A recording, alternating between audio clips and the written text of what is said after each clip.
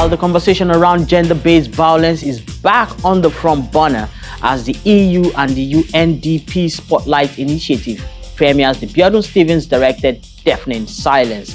Cast including Kate Henshaw, Daniel Effiong, Chidi Mokeme join guests including diplomats, Nollywood icons and others as the Advocacy movie gets to the big screens. The fight against battery, mental and verbal abuse, domestic assault and other forms of gender-based violence continues as the European Union and the United Nations Development Programme team up with Nollywood to forge a weapon against the scourge.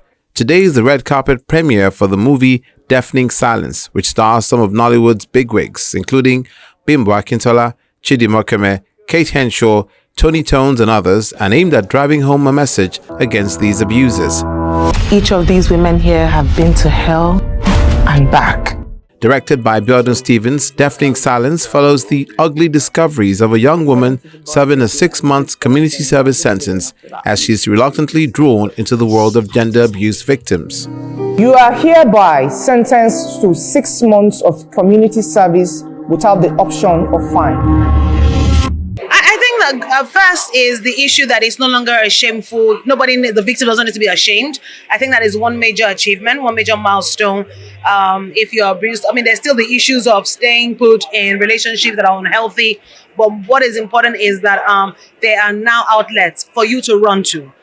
Before it was a do or die affair, you take it in and you cover it with a duvet. But now you can speak out, speak now and speak loud. And I think that for me is a major, major achievement, the opportunity to speak out, to speak now and to speak loud regarding gender-based violence, either as a victim, or as a witness. Tell your daddy what you did today. I didn't do anything. She wanted me to wash plates. I wanted you to wash your own plates. And I said, as the son of the house, I'm not supposed to be doing girls' work. Good job. Good. Correct. Chima, please shut up. That's how you people turn young men into women. I think that you make movies like not for the commercial value, but for the human value. We're shedding a light on a situation, and so as a filmmaker, it's an opportunity for me to lend my voice, to lend my skill to such a noble cause. So it's not so much about the book of non-naira and the cover, but it's more about the message and hopefully saving, if it's just one life, just from this film, my job would be done. Chidi Mokeme and Daniel Effiong portray abusive men across different social classes. Mokeme describes as embodying the abusive character as a very difficult task. Finding the motivation to engage in violence of any type against anybody, talk less of your relative, is crazy, So you have to it was difficult trying to connect with the character. It was really difficult because the motivations are senseless to me, but I'm an actor, so you find your way, you take in the feelings, you take in the stories, you take in what you have seen, and then you just mix it up together and internalize it. But it was difficult because you just don't connect with how you say that you love somebody or you're doing this for the person's good and you are hurting them in the process, and then you wake up the next day and you apologize and then the next day you do it all over again, so it was hard connecting with the character, but we had to do it. Who be this one? Effiong on his part believes that society must relax some of its patriarchy elements to make significant progress.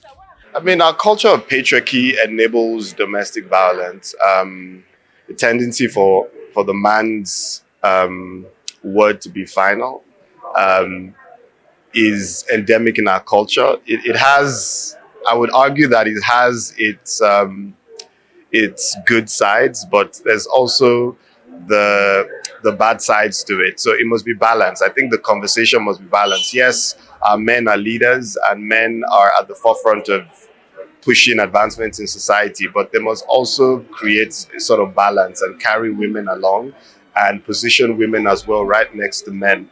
I think if that is done, we'll create some sort of balance where both voices are heard, we understand our place in society, and society can grow from there. According to the EU head of the Governance, Gender, Human Rights and Migration section, Ruben Alba Aguilera, The film was produced by the UNDP within the framework of the EU-UN Spotlight Initiative, a program that aligns strongly with the EU's and the UN's gender action plans. We believe that arts and culture, creative industries, where Nigeria is a champion worldwide, is one of the best drivers for change.